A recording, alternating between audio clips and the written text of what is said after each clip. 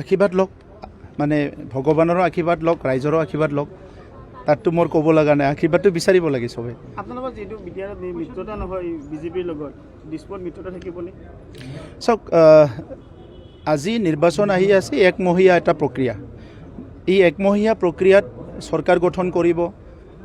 কাম কৰিব ৰাইজৰ কাৰণে দিল্লীতো দিছপুৰতো কাম কৰিব লাগিব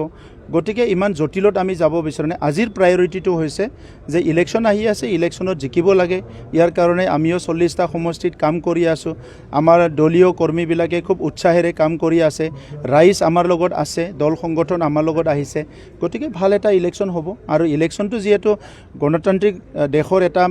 উৎসৱ এই উৎসৱটো আদৰিবলৈ আমি ৰেডি হৈছোঁ আহিব নোৱাৰিলে এছেম্বলিত আহি দুটা কথা ক'বলৈ সাহস নকৰিলে 5 বছৰত আৰু সেই মানুহক লৈ BPF-এ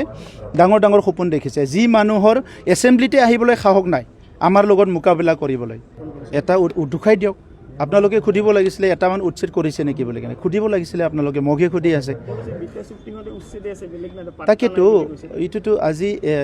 3 লাখ যে 23,000 পৰিয়ালৰ যে মাটি বাৰীৰ অধিকাৰ পালে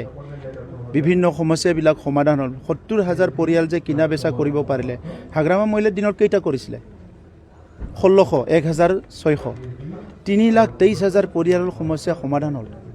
হাজাৰ হাজাৰ মানুহে মাটি পাট্টা পালে গতিকে আজি হাগ্ৰামা মহিলাৰে কোনখন মুখেৰে কথা কৈ আছে আপোনালোকেওতো এই কথাটো ওলাব লাগে তেখেতৰ কথাটো মোক প্ৰশ্ন কৰিছে তেখেতক সোধকচোন এটা অংক সোধক এটা মেথছ মানে নাম্বাৰ সোধক কেই বিঘা মাটি দিছিলে তথ্য সোধক আমি তথ্য দিছোঁ